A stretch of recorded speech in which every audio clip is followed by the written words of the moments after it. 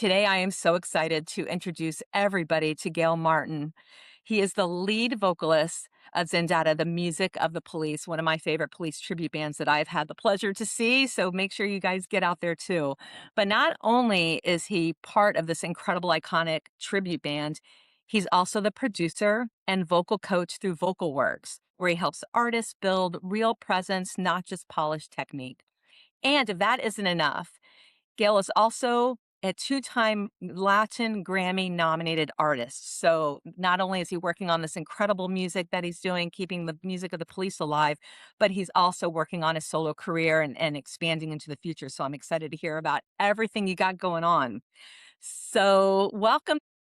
Thank you, thank you, thank you, So thank you, thank you for the invitation. It's a pleasure to be here and share a little bit about me and about the band, about what we're doing. Is a labor of love. I always say that it's like something that we are not forced to do it, and we've been doing that thing for more than 35, no, 30, 31 years. So the band started in May 1995.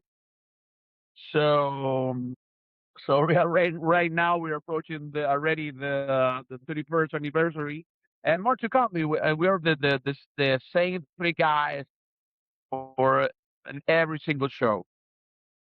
that's amazing. So thinking about how tribute bands are so huge right now, you guys were like ahead of the curve. So maybe, since you mentioned that, tell me a little bit about how you guys formed, like what was it that brought you all together to think back in the 90s, like let's create this band? Well, the matter of fact, it started in the early '80s when I had the chance to meet the police and television, and right next to my house, like was like a one block from my house. They showed up for a special show, and I had the chance to meet them when I was like 12 years old. I never saw a rock band, and my first experience with a rock band was the police. So it was like, whoa, and Gerardo, the drummer, he opened the police, the first show of the police of the God in the Machine tour. So I had the chance to speak with all Stuart Copeland, Sting, Andy Summers, and open for the police.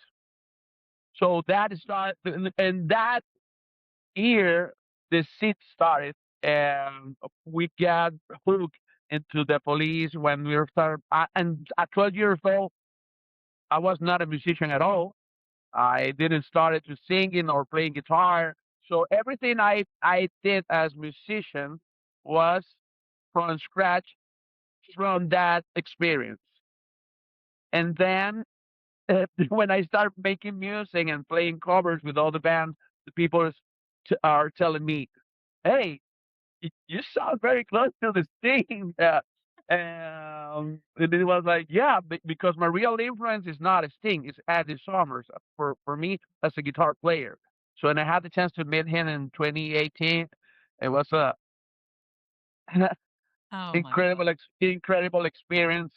But of course, when you're listening the music of the police, it's a, and you're a singer. Of course, you get hooked into Sting's voice. Um, so it was incredible experience. So and then we start doing the cover bands, and every time that we're doing covers, we add more the police songs into the song list. And there was a time that hey, we're playing a show of covers with uh, 15 of the 20 songs that we perform are from the police. Um, so I see something here. So what about if we just play the police song and that's it? And everybody are telling us, like, why you playing a cover band only of the police songs? Imagine that it was 1995. Nobody thinks about to make a tribute band. And and it started like that. It was like we play songs with the police because that's why we like it. So we never made an intention to call physically the guys because I'm the singer and a guitar player. I'm not the bass player. I can play the bass. Yes, yes, I can. In fact, I did in 2023 in a show in Ecuador, and and and I did the full performance of the sting, no problem. But my first goal here is to play guitar and singing. We have an excellent bass player in the band, and that the tribute that we do is to the music of the police. We have the vibe, we have the what we want to provide is not just the music. We want to provide is the experience. When the people go to the show, the people get that impact of the real rock show of the police. He's not trying to play like the album. I have a friend of mine. His name is Tommy Anthony. He's the director and guitar player for Santana. So That's a good friend it's to have. yeah, it's Wow. a good. He had the police tribute band and the great tribute band by the way. So they play the songs exactly as the album. So you listen to them, the songs exactly as the album. So and I had the chance to speak with him and say, hey Tommy, you need to check, please. I need you to come and see my band perform because I need your feedback is very important to me. And his feedback was like, you're a freak because you you clone even the mistakes made in life. So it's incredible. I'm having the real experience of the police. Maybe not 100% visually, but for sure when I listen, it's not the album, it's the real band performing. That's why. That's what we do. That's amazing. I have to circle back to something you said, which you started with, and you got to meet the band when you were 12 years old. Like, can you just drill a little deeper there for me? I mean, I can't even imagine. You're 12 years old. I don't even, could you have even realized the magnitude of what that was like to get to meet them? Yeah, to go deeper in that, so there was a TV station like on the same block of my house. So it was a big block. So every time that I made my homework, my mom is like, "Okay, you made the homework. You can go to the TV station because there was a kids TV program that was air live." And so every time I finish my homework, that program started at 4 p.m. So I finished like 3-ish, 3:30, and I went to the TV station to be on the kids program from Monday to Friday. But sometimes when they have a special event like concerts or a band that is coming, I don't know, that like the police,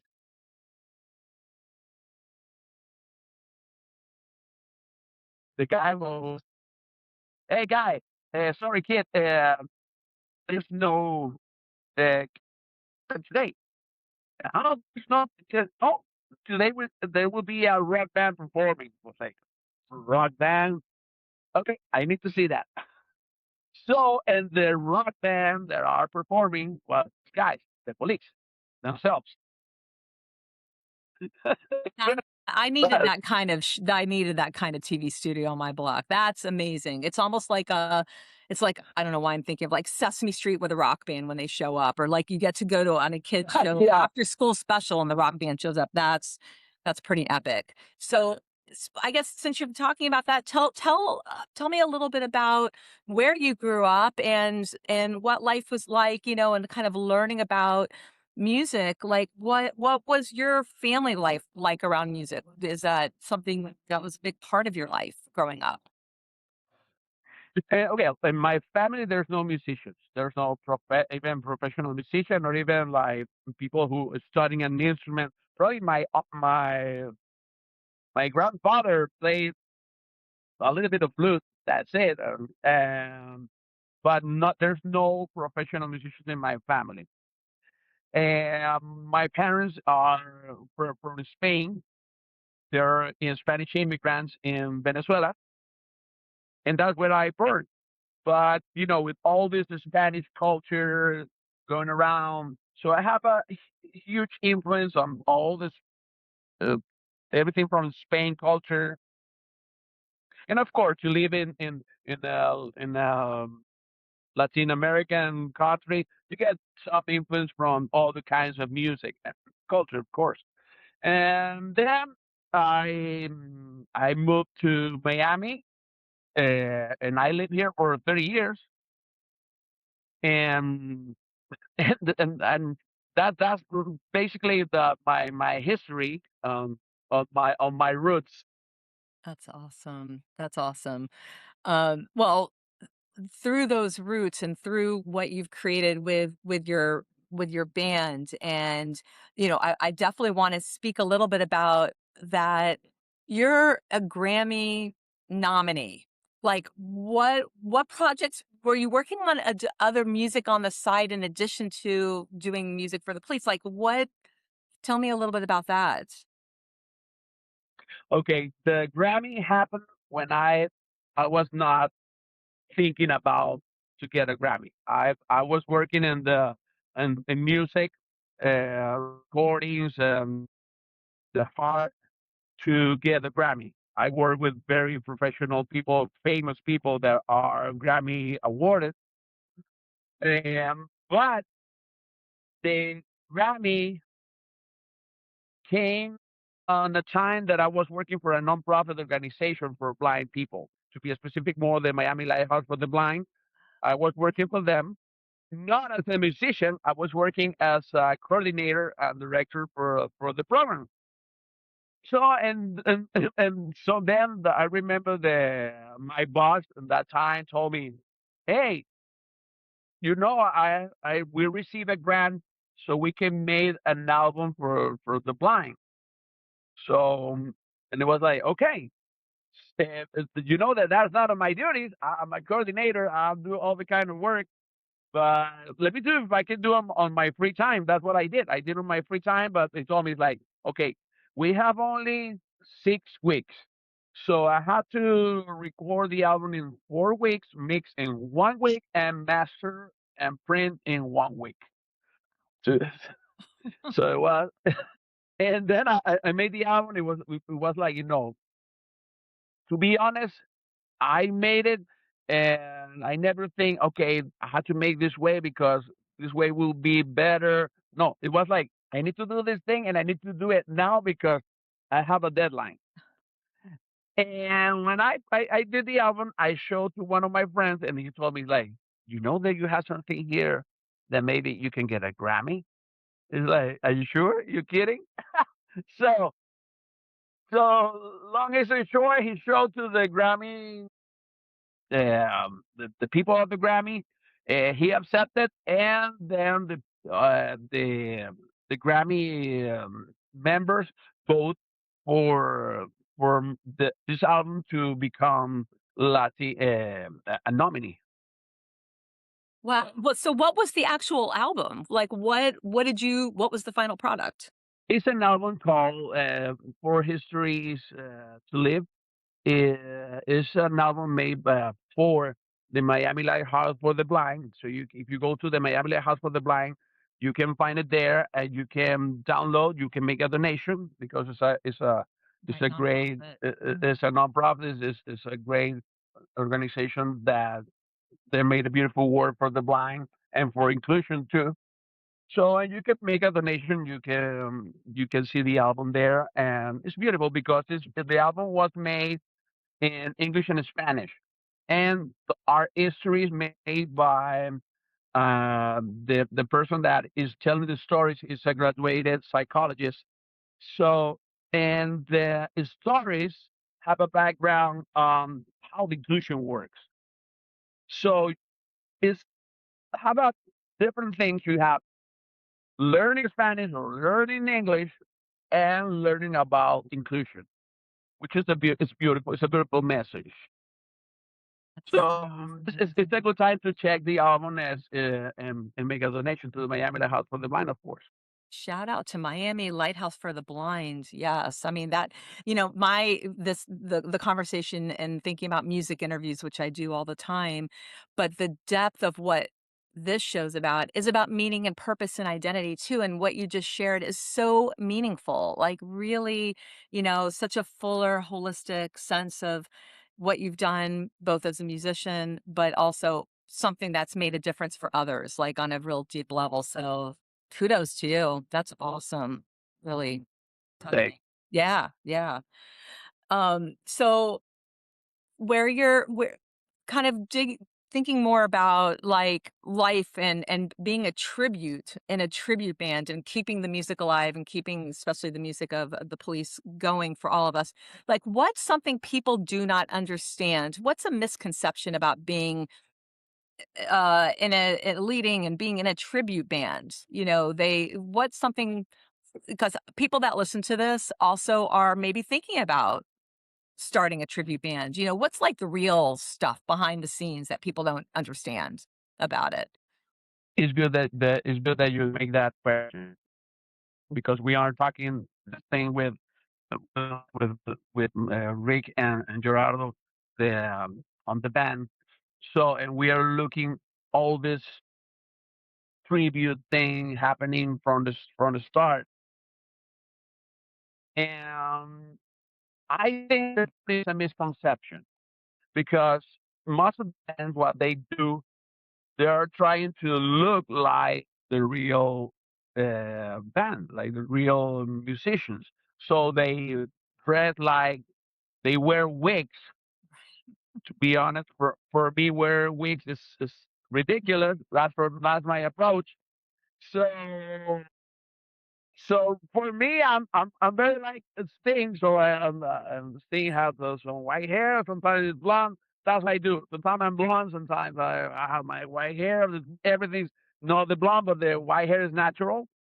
So but we did the wig thing one day, and it was like that. I put my wig and I started laughing. I was like, that's not me. That's not even a sting. That is like it's like I don't know. It's like it's a clown.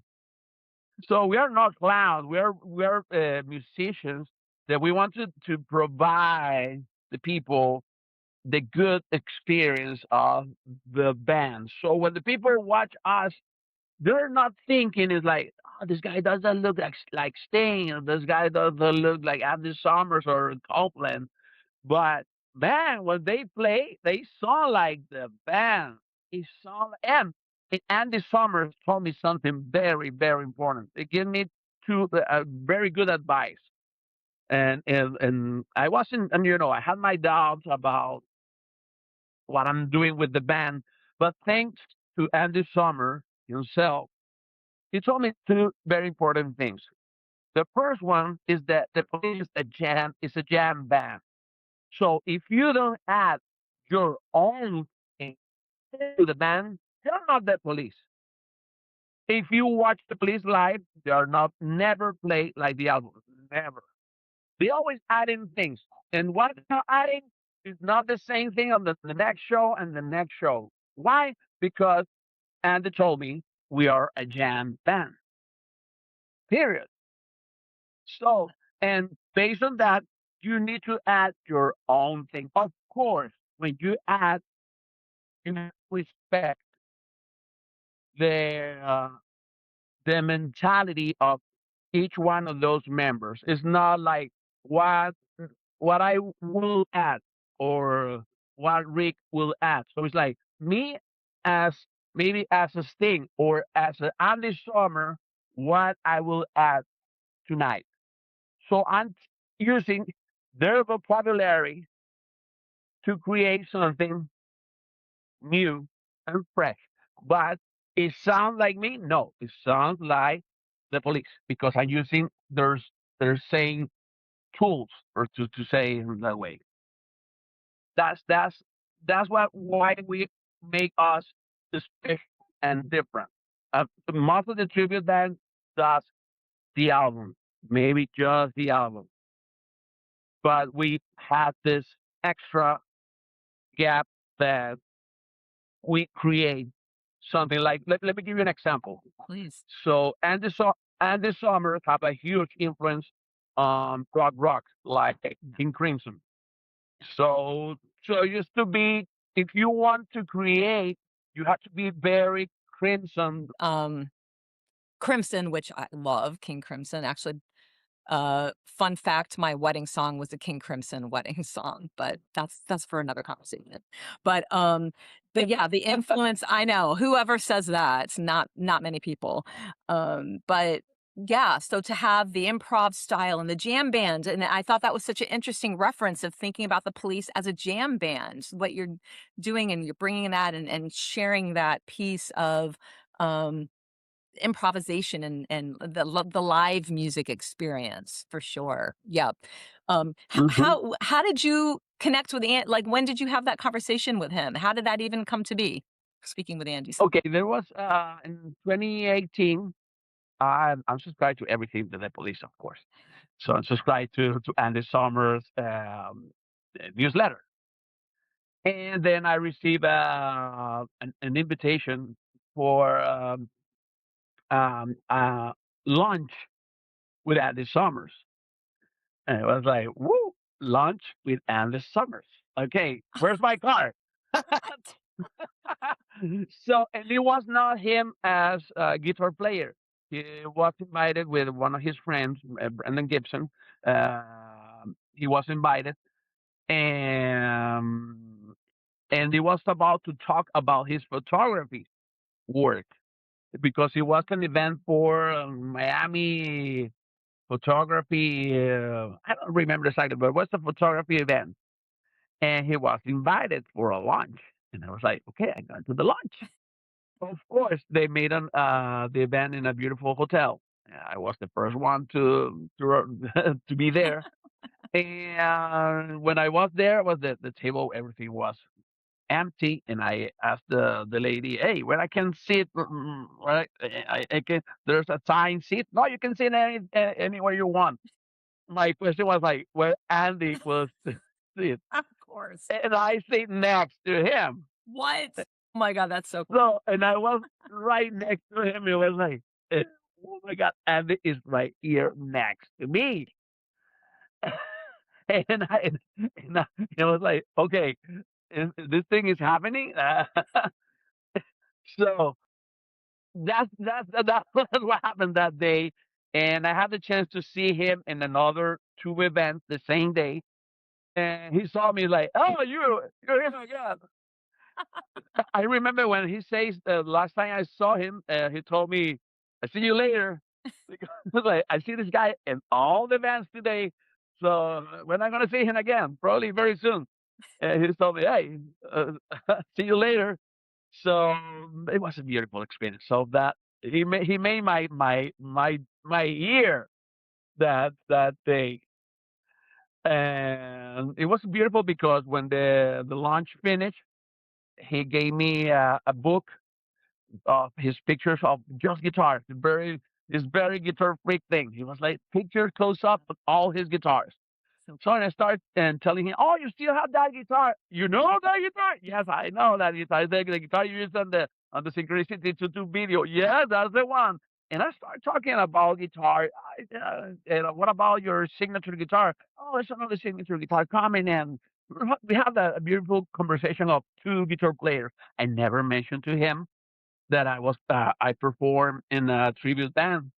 But my wife shows him a video I made about his song "Murdered by Numbers," oh my god. and because I was shy to show that song to him, but she shows the song to him, and he listened to the song. It was like, oh my God, it's very good. It's very good. It's like, oh, good to have a feedback from the composer himself. And I met him later. He's like, "Hey, I heard your version of Murder by Numbers. You did very good. Thank you, Oh my thank you, thank god. you." And I had the guitar. I had my guitar. I had the Telecaster Andy Summers. Like he made like Andy Summers Telecaster, and I had it with me. And I never showed the guitar. Hey, can you sign the guitar? No, I'm very shy. I'm very shy. I just took the picture with him, but I never told. He signed me all the books.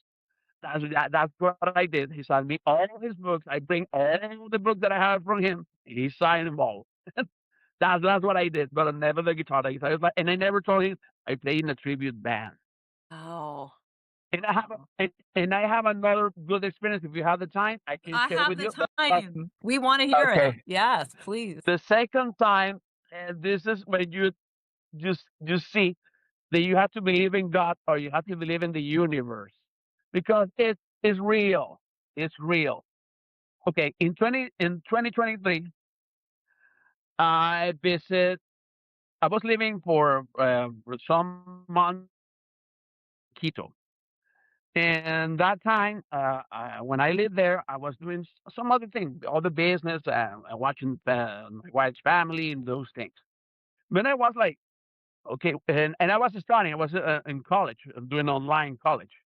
But I was like, yeah, that, or and I was start looking to do something else. It's like maybe I can start studying music again. I don't know what to do, and I turned the television and I see there was a contest about people that makes tribute to singers.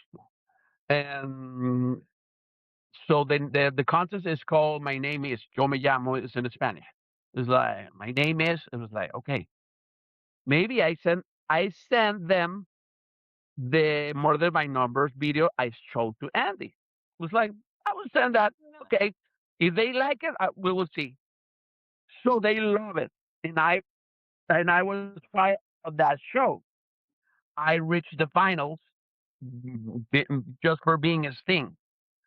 And when I was and there was a time that when the contest ends was like the last week I was on that show.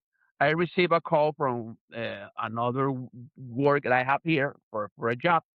I do audio engineering. Somebody called me and said, "Hey, Jose, can you gonna be in Miami for audio engineering job that will be September?" Yeah, I will be there in September.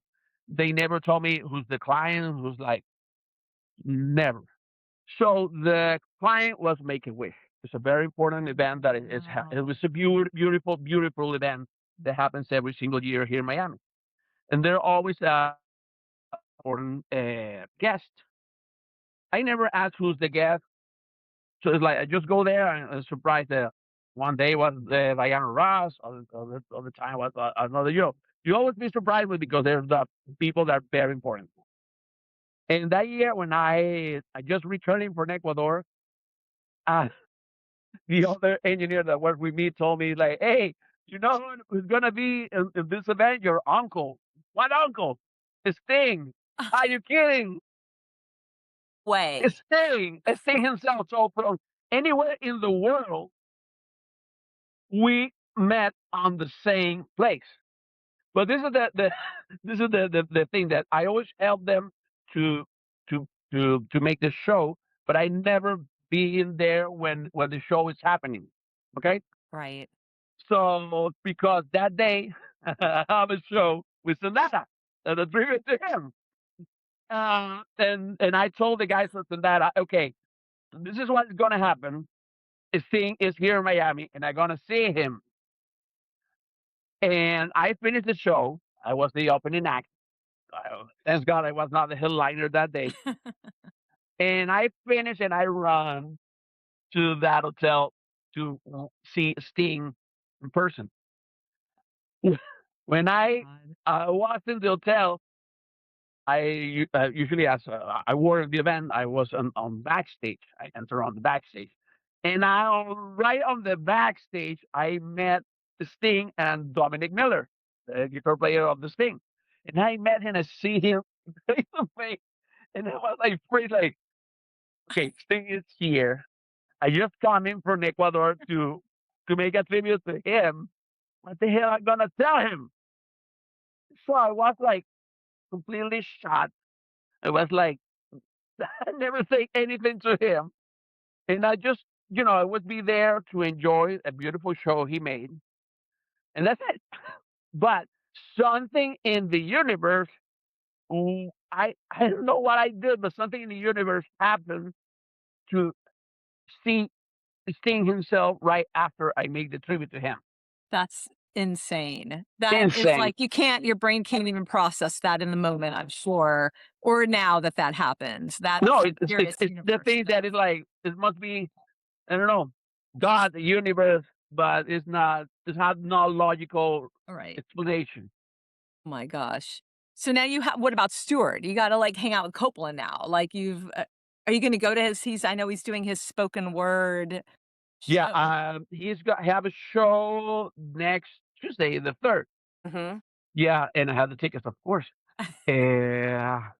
So my goal is that probably Stewart or a friend of him can watch this. Oh, This yes, this yes, yes, this yes. Hook this us up. recording, yeah, and maybe they can invite me, and my guys to see him, and maybe have a couple of words with him. I don't know, but it would be great. It would be great to meet Stuart in person, just to have just to see him next Tuesday. It will be amazing. So if we have the chance to meet him, my God, it will be a blast. You have to round out the trio. I mean, that's the missing piece, so it has to happen. We are putting it out there in the universe. It's gonna happen for Yeah, sure for it's you. gonna happen. Yes, Yeah. that is amazing. That's really cool. Those are some awesome stories. Holy cow. Wow. I'm curious as you mentioned being an audio engineer. I think you also talked about being a vocal coach. Like share a little bit about some of the other your other endeavors that you have participated in and you do Yeah, professionally. so, yeah, sometimes, most of the musicians are part of to be a musician or a singer is to share what you know. And when I started doing vocal lessons. But for me, it was not like something a satisfying experience because what I have, especially in voice, I have people that are just babysitting. Simple as that. So it's people that are coming to a voice lesson. They don't have any purpose in mind to use the voice for a specific reason. So for me, what it makes the circle it was that okay, you come to me, but you come with a necessity. You come with a goal. If you have a goal, I'm with you. So, and my goal is like, okay, what you need to do? I need to do a show. need to record an album, but a specific goal. Or I'm gonna sing to my parents on their birthday. I don't know, but I need a goal. So that's why I became moving to being a boys teacher, then moving to be a boys coach because I had to help them to reach goals, not long in the time goals, but it's something that is like okay, I need to record an album. Let me help you to record the album. I need to go on a tour, and I think I'm not ready. I can lose the voice in the middle of the tour. You are, I'm the guy that will help you. So, and I thanks to that, I have the chance to record, to be in many recordings of albums on tours, and that experience as a voice coach to make it brief. No, well, you don't have to keep it brief. You can give us the extended version. Is there an art? Is there what's your favorite type of artist or singer to work with? Who do you enjoy working with? Or is it maybe I should ask like genre of music or across the board, all different types of genre of I'm open to any genre of music. It can be from classical, from popular. Uh, there's no for me. There's no a specific style and a specific singer. And I had to record people that are like sample that's hip hop or reggaeton. So it's more voice like spoken voice than singer. And I help them because they need to do the best they can. So that the goal for me is like, okay, you come with a necessity and I'm here to help you to be the best version of yourself without disregarding any style or type of voice. I record uh, many singers of different styles, different voice range. I remember that especially contraltos, that women that have a very low voice. It impacts me that type of voice. Same thing with the bass, a singer that Tone. sings very, Oh. yeah. That those tones are very impressive to me. In fact, my favorite singer, so prog. My favorite singer is Greg Lake. Oh, really? Is like is Huh? when I listen that voice like really, it was like, oh yes, I love that voice. I love that voice. His thing is the tenor, is a high tenor. It's a different thing. I'm high tenor too. But for me, maybe it's because I know I don't have that voice. John Wetton, another example. John Wetton uh, with King Crimson, he made a beautiful songs. So those two singers for me are my favorites. Greg Lake and this guy. Oh, yeah, that's it is. There's something captivating about that tone, the richness, the velvet, is kind of how I see him Yeah, too. Yeah, same thing as Josh Groban. When I hear the guy singing, it's like wow. I love those voices because are so full.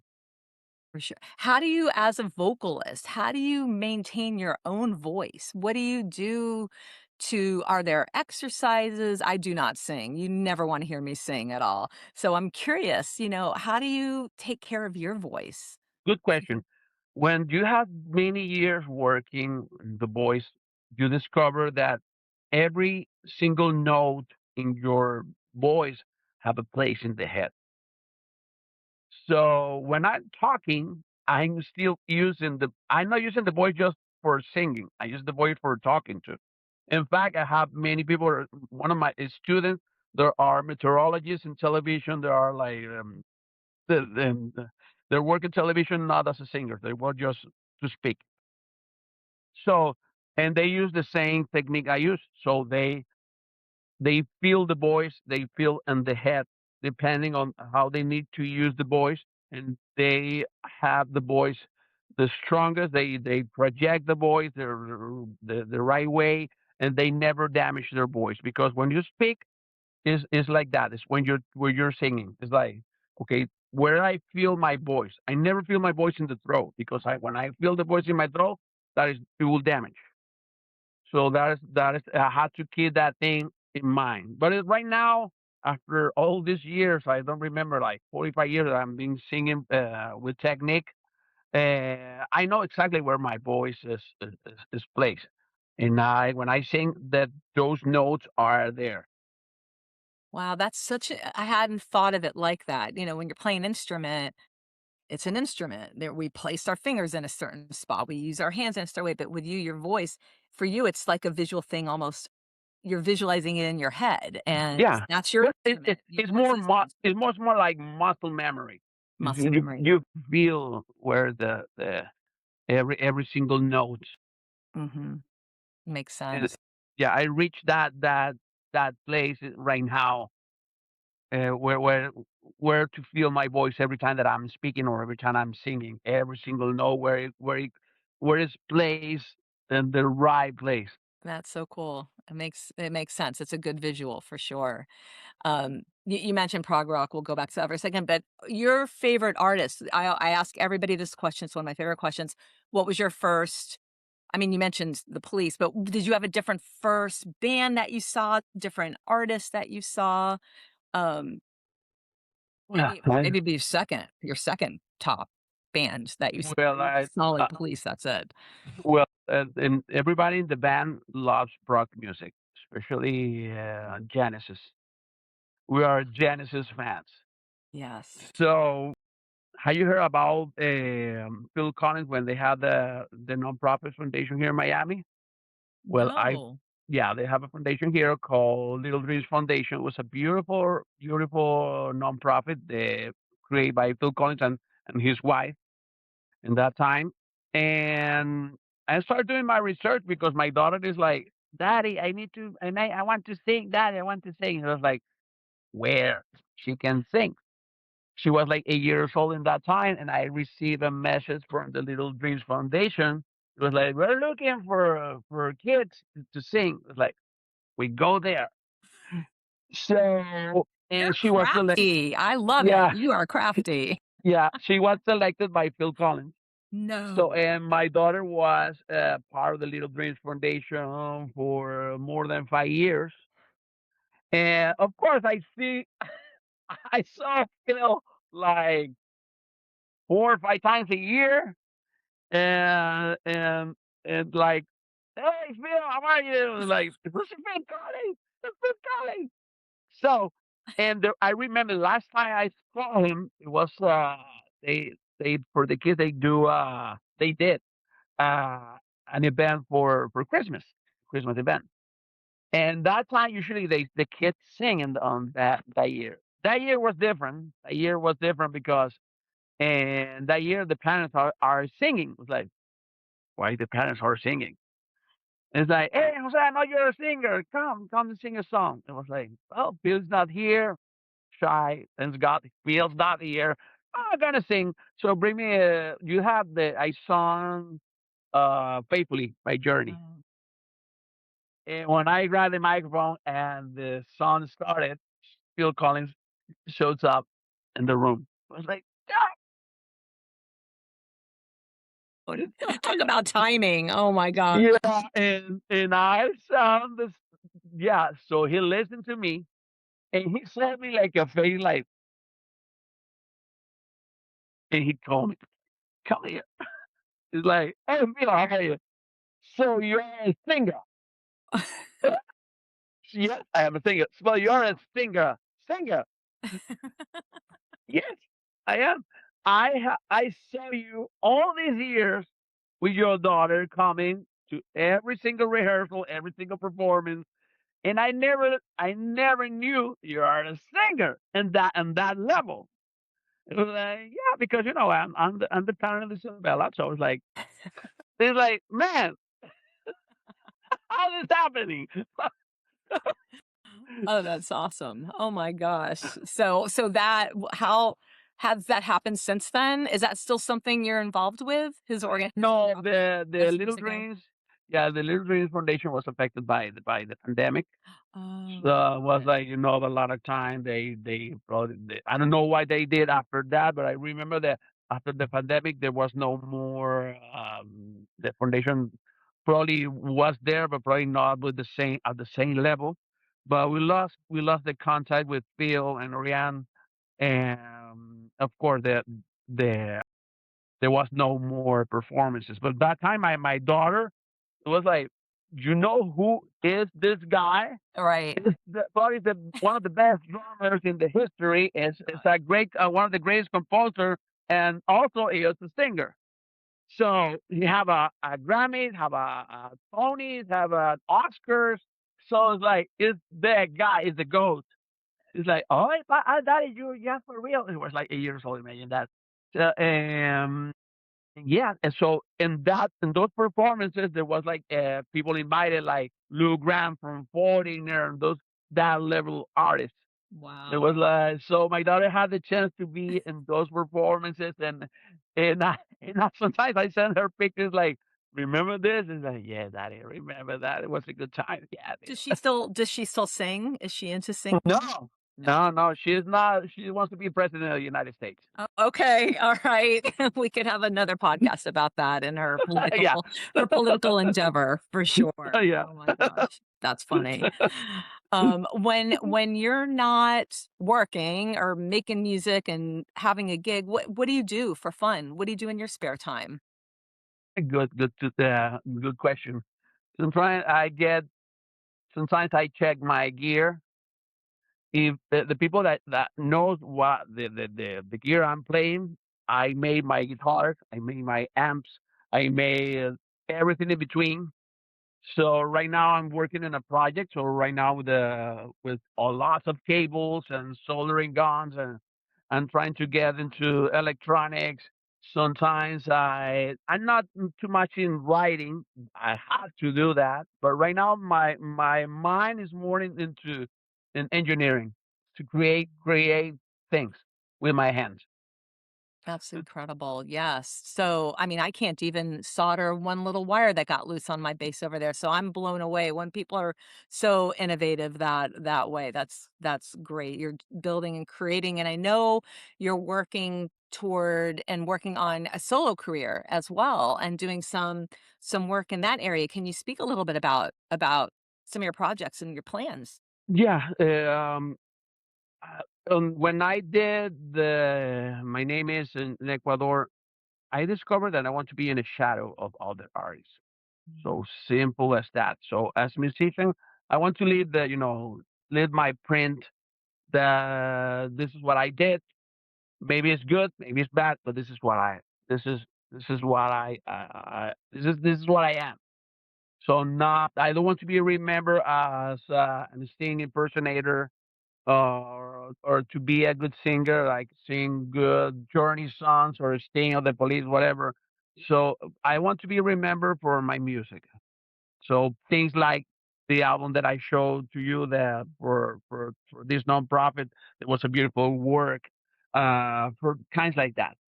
Music of that kind. Maybe not just to be a solo pop artist. No, I just do what remember music. Doesn't matter if that is me or just the music or I help another artist just to create something that is at my soul in it. Yeah, so that that brings so much of who you are into the music, and it sounds like there's not a lot of ego involved. I'm not hearing right? There you're Yeah. it's just you authentically, like, bringing yourself and wanting to be remembered for that, and I think music is such a legacy, for sure you help us connect to the amazing music of the Police and the legacy of that music, but for you, it's beyond all of that. You really want that legacy of the music which you will create for those too, and, it sounds powerful for sure. Well, how soon are you like, where are you at and like, is your what's your vision? Do you see yourself, like, doing some solo gigs? Are you gonna create a band in addition to having Zendata? What's your longer vision? Well, Zendata is a band that is so right now is going forward as it is. So we had better shows. That my goal with Zendata is to reach more people, to try to visit other cities, try to move out of Florida and maybe overseas that as we did before, and maybe a European tour, Dubai, places like that that we can share with different kind of people and move the show to a not to another level, Sure. to something bigger. That's the goal with Zendata. Sure. Yeah, with me is like trying to move more, like a solo career. To be honest, I don't know exactly what the kind of music I'm gonna do Okay. because in my head resides so much styles that I had to decide what to do exactly. Uh, but on my solo career right now, I'm not thinking to go to bigger venues. I need to start in a place where I can feel good. It can be a small venue. It can be in front of three people, and start from them. It's like three. I'm feeling good with three. I'm feeling good with 10. I'm feeling good with 100. And it goes like that. But I know that I need to start very simple. Maybe just me, the guitar, and three people in front of me. For me, that's okay. I hope I can be one of those 3 people. That sounds really I, good. I hope so. Or if there's 3, add 1 more, add 4. That's great.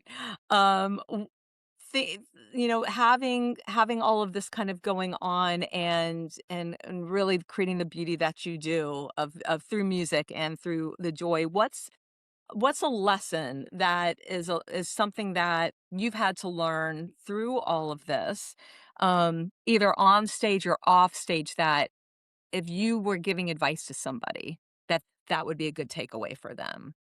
Okay, in everything you do for people, you have to provide them the experience. The people pay for the experience.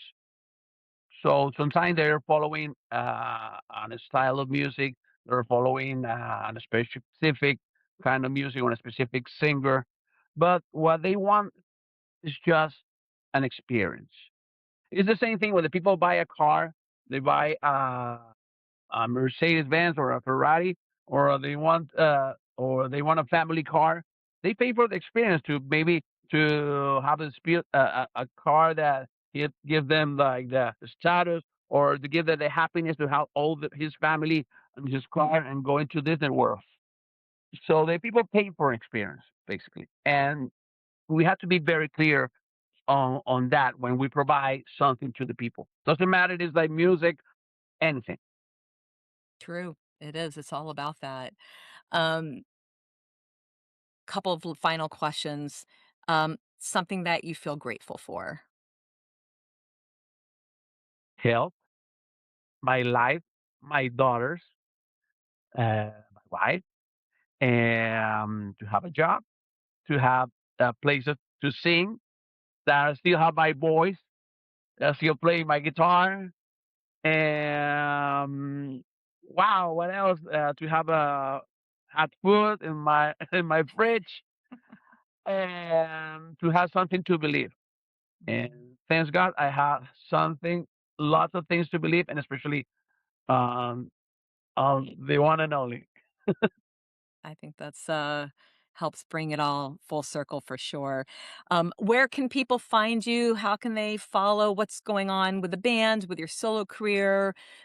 Any social media tags, websites, all that. Oh, easy. So if you want to follow us, we're mostly on Instagram, so they can follow us on at Zendata on Instagram, double T. If they want to follow me, I'm in Vocal Works, where I show them my personal stuff, my music, or anything I'm doing that in that time. They can follow me on Vocal Works, and in Vocal Works, they can also find all the websites I'm doing. Like I have one like called Joe's Electronics, where I they can see my weird electronic things happening. But they can find in Vocal Works. In Vocal Works, they can find anything that I'm doing. And also, of course, in that we're starting with the TikTok right now, little by little. But we're going there. We're going there. And Facebook, we do Facebook, but not that often as Instagram. Got it. Okay. People follow all over the place, including TikTok. I expect to see some funny viral videos. I'm joking. It's just I know TikTok's Yeah. kind of where it's at a little bit. Yeah, And right? yeah, and by the way, we have right now we have the YouTube channel. Ah, The YouTube channel has something very interesting. During the pandemic, we made a tribute to Stewart when we grabbed 5 of his songs that he makes on all the albums of the Police. It was like 5 different songs from 5 different albums, and we made a videos of those songs. There's very funny one. My daughter is like, "Daddy, why you do that?" That's a very funny video you can uh-huh. see there. The things that kids say, I will definitely check it out. I hope everybody does. Yeah. Amazing. Thank you. I really this has been just so enlightening, such a fun conversation. I just, I really appreciate you taking the time and sharing all that you did with myself and with the audience. And No, it was a pleasure, Karen, to meet you and to be here. So I hope it won't be the last time. So you know where to find me, and you know where anybody can find me and find the band. So if you have other feedback, I would be glad to listen. sounds wonderful. Great. I'm Karen Rosenberg. I want to thank everybody for listening to Borrowed Notes Authentic Lives. Keep supporting live music and rock on.